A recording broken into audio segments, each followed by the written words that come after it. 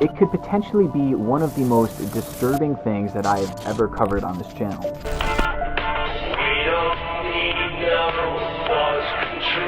The United States government actually did carry out on our citizens experiments involving radiation. In the summer of 1997, a man was hiking alone deep in the heart of the Adirondack Mountains. While hiking along an unmarked and isolated trail, this man stubbed his toe on a half-buried metal container. Intrigued, the man began to dig around the container until he was eventually able to pry it up from the soil.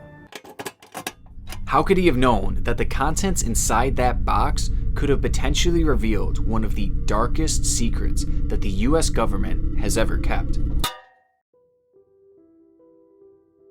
Now, growing up in New York State, I had become quite familiar with the urban legends that are kind of rooted in the area. And one in particular has captivated my attention for the past few years, and that being the Indian Lake Project. Now, this is a story that could be just that, a story. But if true, it could potentially be one of the most disturbing things that I've ever covered on this channel.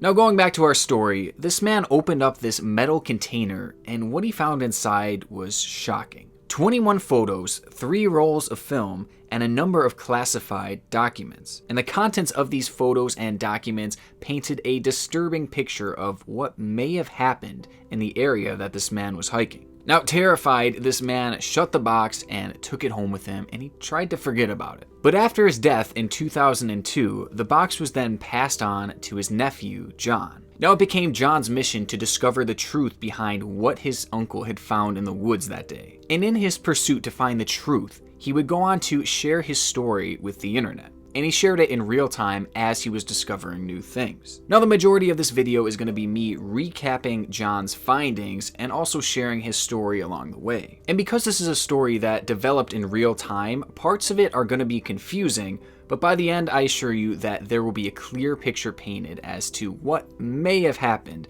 in this Indian Lake project.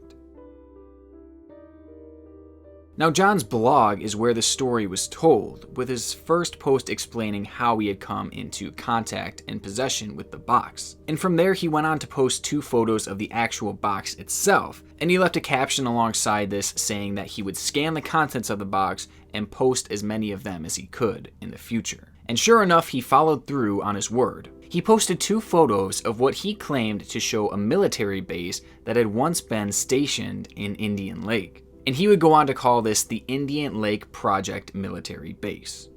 Very original name, I must say. Now, according to some of the documents that John had, this was supposedly a top secret temporary military base that ran in the area from 1952 to 1955. The base was hidden deep in the woods of Indian Lake, New York. And just looking at a map of the area, I mean, this seems like the perfect place to hide a military base. It is in the middle of absolutely nowhere, and it's surrounded by woods on every side. So the idea that the military could have been hiding a base in the area honestly doesn't seem that far-fetched. But even if there was a secret military base there, why does it matter so much? What were they doing in this base that makes it so interesting and so terrifying? Well, based off of the documents and the photos that John had, he quickly became convinced that the Indian Lake Project was a set of experiments done on humans. And most disturbingly, these experiments seem to have been done primarily on children. But at this point, he wasn't sure of what these experiments actually were and what exactly they were testing in the first place. However, based off of the information that he had, he could tell that it was something sinister. Now, John later went on to show 3 photos, each depicting 3 individual children.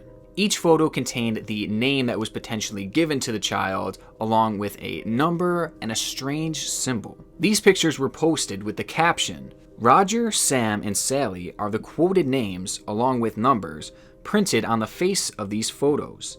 These are obviously not the children's real names, but assigned names. As I looked at the names and numbers the first time my uncle had showed them to me, I didn't quite grasp what it meant. I remember that my uncle had told me Roger was probably one child out of 837, based on his number, kept at the camp. His word kept struck me as both eerie and accurate." So at this point, things are getting really sketchy. I mean, these photos are clearly not normal. And with the knowledge that we have up until this point, one could assume that maybe these children were being held kind of like as guinea pigs. And if Roger really was one child out of 837, then this was clearly a huge experiment. Like, that means there could have been upwards of 1,000 children in this remote area, in this remote military base, being tested on. And whether these kids were consenting to these experiments or not is still unclear, but it's very strange nonetheless. And that brings up the question, could a child really consent to human experimentation? I mean, in my opinion, I really don't think so. So yeah, things are sketchy, things are strange, and they're about to get a lot stranger. Another photo was posted with what appeared to be a blurred out face of a military member. This photo was posted with the caption, "I think this photo is very telling, and was included in the box for a reason. It shows two men, one civilian and one military. The civilian man, perhaps one of the scientists or project directors, is recognizable. The second man has purposely had his face obscured. It looks as if the photo is telling us that this civilian is important to the ILP while trying to protect the identity of the officer he is shown with. Could that officer be the man whose box it was? Was he trying to shed light on the subject without exposing himself? Maybe the civilian is a key figure in the tragic Indian Lake Project experiments. Look closely in between the two men, and you can see one of the ILP children." Now this leaves the mind to wander to very dark places as to the type of experiments that they were doing at this base. And honestly, John's posts up until this point have just left us with questions after questions after question with not much answers, but the potential breakthrough was coming. Now, left out of these original posts was one piece of key evidence: the film rolls. Now, lucky for us, John actually decided to develop some stills from these rolls of film, though he apparently was never actually able to view the films in whole because he was afraid that it would damage them because there had been so much water damage in the box, and he didn't want to permanently ruin the little pieces of evidence that he actually had. But nonetheless, the stills provided from this film roll were still enough to kind of paint a picture as to what was happening there. Shown in one of the films was a group of 4 children stuck in cages as they receive a meal, and these kids appear to be there against their will. And the fact that they're locked in cages implies that they were clearly mistreated. But what for? I mean, what experiments would entail kids being locked up in cages? Like, where is this whole thing leading us? Now, another film was later analyzed, and again, some stills were posted from it. And this is kind of the point in our story where John begins to develop somewhat of a theory. John writes, "Above are 3 frames from the second of the 3 movie reels. It shows children listening to what I believe to be high-frequency sounds. Perhaps these sounds were used to stimulate programmed responses or used in conditioning, as shown. These clips only show the controller's hands and never their face. The children all have a slightly apprehensive look on their face, yet they never look upset. I feel this work was done on the children's own level, perhaps as part of a game. Once the children's trust was built, the cornerstone of the conditioning process was in place." Okay, so again, I have questions. Why were these children listening to high-frequency sounds? And also, what programmed responses would they be trying to stimulate? Plus, the fact that John had just kind of jumped to these conclusions means the man is either crazy or maybe he knows more than he's saying. And it turns out I think both were kind of true. John's next post laid out his theory in full detail, and as crazy as it sounds, it actually might be somewhat realistic. The post read, "Project Artichoke was a CIA project that researched interrogation methods and arose from Project Bluebird in 1951. The project studied hypnosis, among other methods, to produce amnesia in subjects. Project Artichoke was an offensive program of mind control that gathered together the intelligence divisions of the Army, Navy, Air Force, and FBI. I believe the ILP, Indian Lake Project, was a part of Project Artichoke. The scope of the project was outlined in a memo dated January 1952 that stated, 'Can we get control of an individual to the point where he will do our bidding against his will, and even against fundamental laws of nature, such as self-preservation?'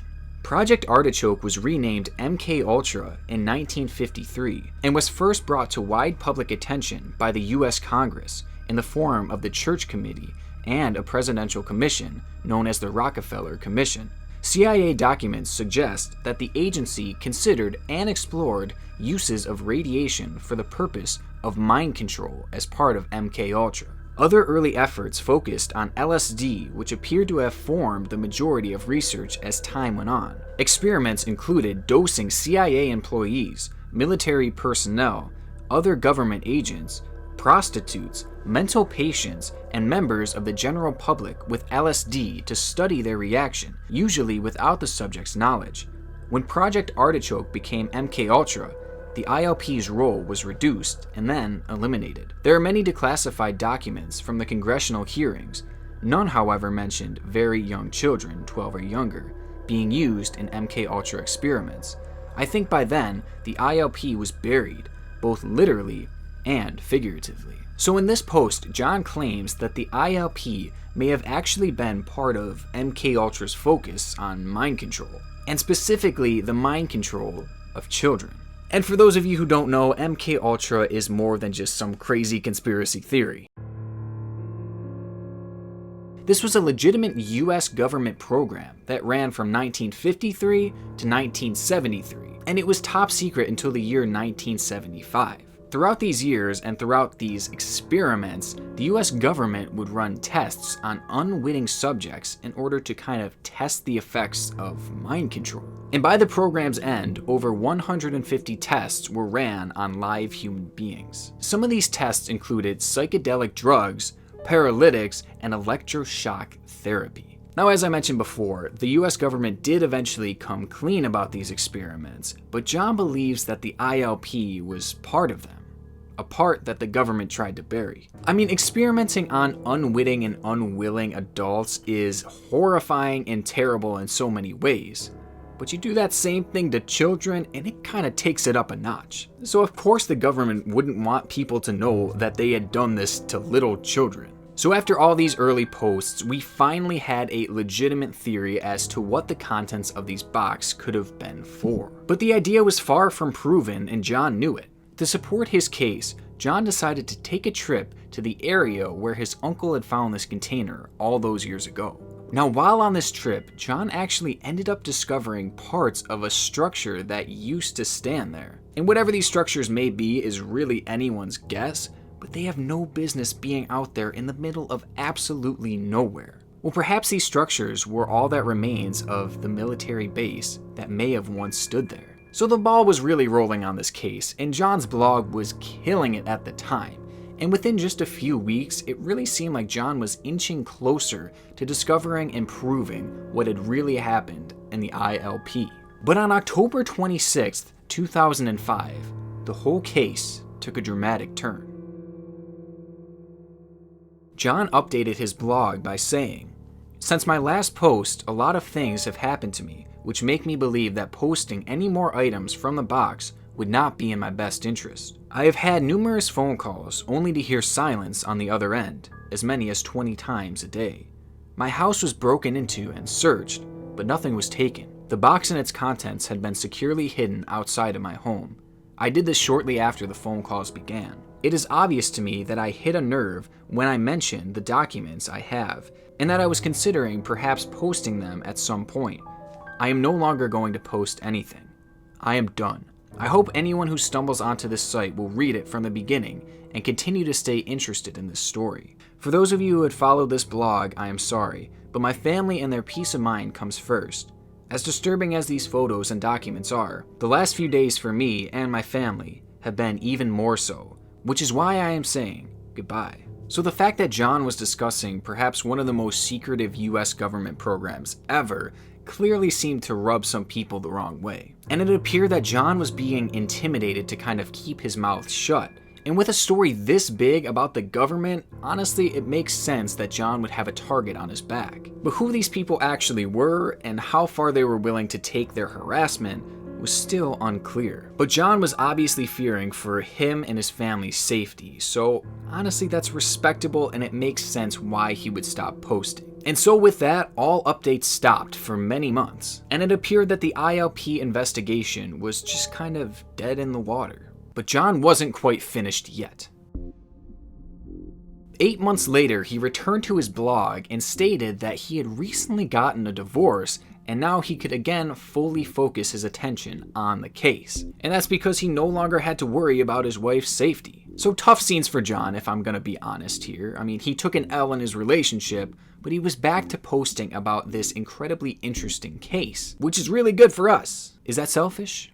And John's commitment to the case appeared to be at an all-time high, as he even mentioned that he had moved to New York State to be closer to Indian Lake. Now from here, John's blog began to get stranger and stranger. John's posts became more and more random, and they slowly started to make less and less sense. Like, I'm not even gonna bother sharing a lot of what John had posted after this, cause the mans was really on one. But through all this madness, John was actually able to post some key pieces to the story.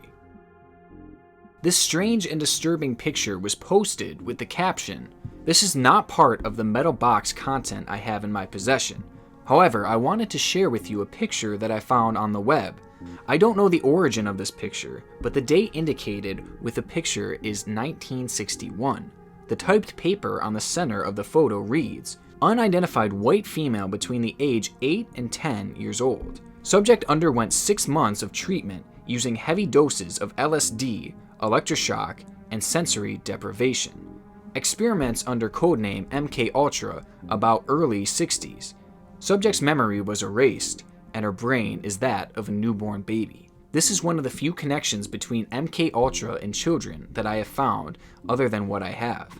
The MK Ultra experiments are usually associated with adults, but there seems to be other confirmations to what my uncle discovered in the metal box near Indian Lake. So this photo seems to suggest that children were actually experimented on as part of MK Ultra, meaning that the ILP theory could actually be true. I mean, it certainly doesn't prove his theory, but it also doesn't hurt it nonetheless. But what I find most disturbing about this photo and the caption along with it is the fact that it shows the horrific nature of what these experiments could have really been like. I mean, they fried this poor girl's brain until she was basically brain dead. And if the ILP was truly a thing, then you know this stuff was happening all the time there. I mean, that's really messed up and really disturbing in so many ways, obviously.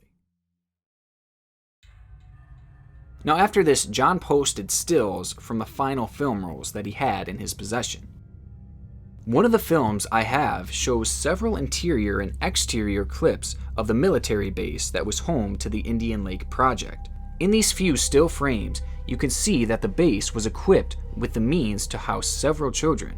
I also have pictures of a bed, see October 7th, 2005, not a cot as shown in the film, perhaps suggesting that there could have been different areas to deal with the different stages of the child's life inside the base. And this was the last that John had mentioned the films he had, which is a little bit upsetting that he was never actually able to post them or supposedly even view them in the first place. And I think if he were actually able to have posted these films, then it would have been huge for the case. But John did end up posting a video on his blog, just not of any of the films. The video was taken in the woods near Indian Lake by John himself, and shows a broken down shack of some sort that he believes to have been part of the ILP.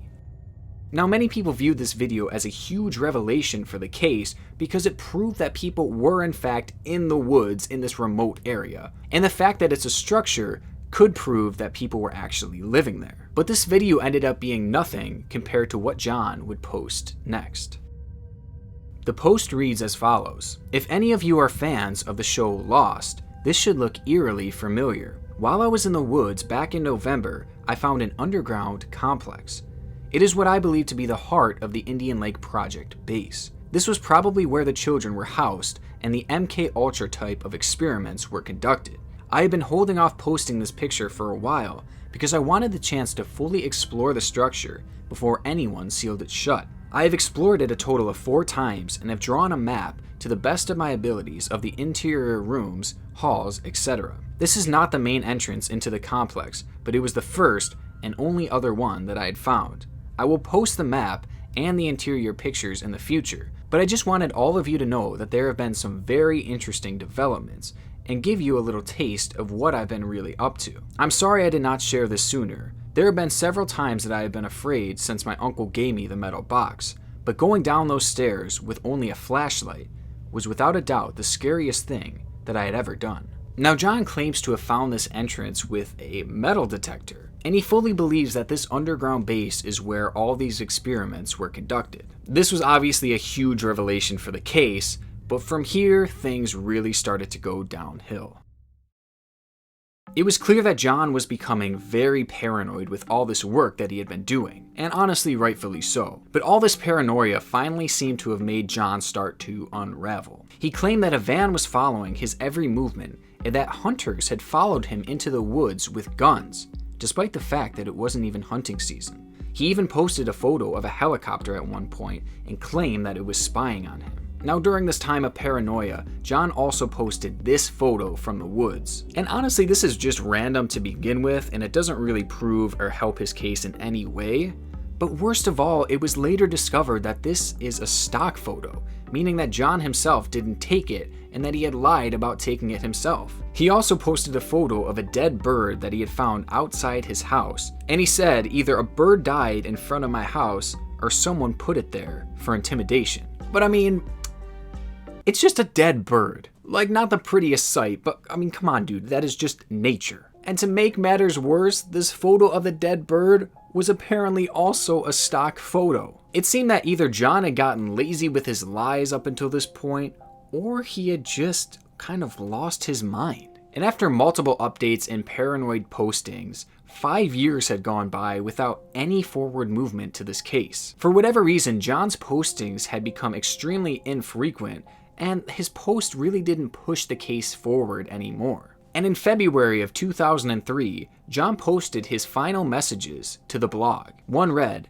"Thank you for your interest, concerns, and kind words of support over the past several years." And the other read, "I would begin posting updates to the new Indian Lake Project Twitter account soon. Please follow @Indian Lake Project to stay connected to the latest information." Those updates never came.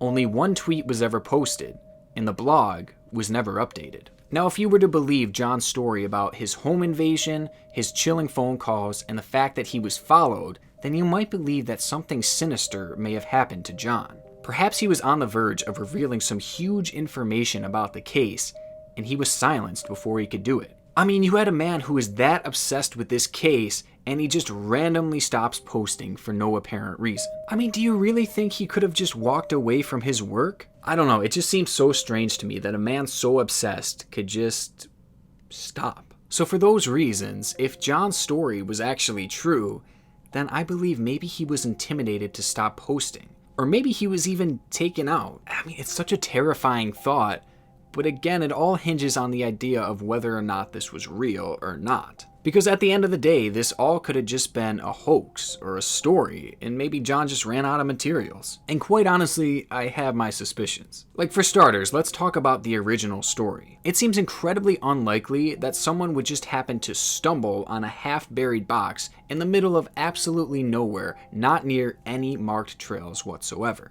Like, the chances of him actually stumbling over this box, they gotta be 1 in a billion. Plus, if he was really just hiking, then why was he so far off any other trail? Why would you do that? If you're alone too, like, first of all, buddy system. Oh my God, I've become my mother. And also, if the information in this box was so top secret and so important and so damning to the United States government, why wasn't it just burned? I mean, think about how easily they could have just burned all this information and it would have been done with, and they never would have had to worry about it. And the structures that John found in the woods are sketchy too, because first of all, no one else has been able to find them. And also, if this really was a top secret government program, they would have destroyed the entire structure. They would have left no trace for certain. Like, why would they even risk it? Like, I get it's an isolated area, but why would they run the risk of anyone finding that out? Like, it just doesn't really make sense. And also, why wouldn't they have sealed that damn bunker up? I mean, potentially that was the most damning part of all of this.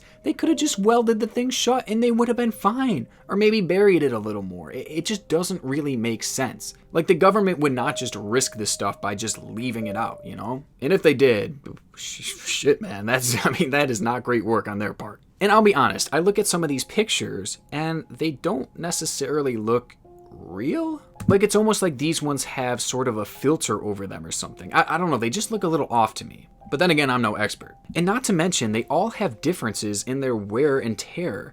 I mean, if they were all locked in the same box for all these years, and they all received water damage like he said, then wouldn't there be more consistency between the damage that they received? I mean, at least that's what I would assume, but clearly there are differences between most of the photos. And then there's the fact that John used stock photos in his blog posts, and that he had tried to pass them off as his own. I mean, are you guys kind of seeing the red flags here?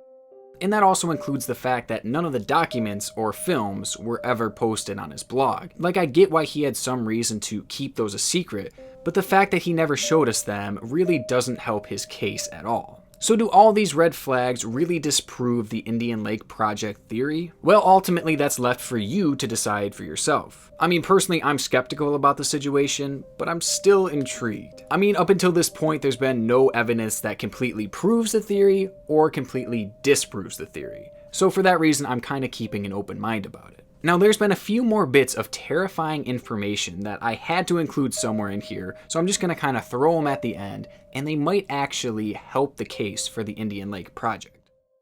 A key piece of evidence that I discovered afterwards was the fact that in the general area that the Indian Lake Project would have been was an orphanage. So perhaps this is where this base was getting all these children from, and maybe that's why they never got caught. Because they didn't have to kidnap them or steal them from somewhere, they had a steady supply of them right at this orphanage. Which that adds a whole nother dark layer to an already dark situation. But it does kind of tie things together if this project was actually real. Now, this last bit of information may be unrelated, but it's one of those things that I gotta talk about. In the span of about 2 years in John's investigation, 3 separate people had gone into the woods near Indian Lake, and they all disappeared. And these people literally vanished without a trace. And it got to the point that local officials were starting to call the area the Indian Lake Triangle. And as far as I'm concerned, the 3 men were never found. Now, this definitely adds to the creepiness of the area, and it might point to the fact that maybe these 3 men discovered something out in the woods that they weren't supposed to see. Maybe something related to the Indian Lake Project. And this honestly just makes me realize how much danger John might have been in when he was out there in the woods. At the end of the day, whether John was telling the truth or not, he still told an incredible story. And honestly, this urban legend is one that I will probably never forget. Maybe someday John will post again and finish his research into the case that once consumed his life. Or perhaps he's already satisfied with the story he's told. Either way, I hope the man's is still alive, because I'm starting to get a little worried now. Hashtag rip John in the chat. While most of the tests were ethical by any standards, some were unethical, not only by today's standards, but by the standards of the time in which they were conducted.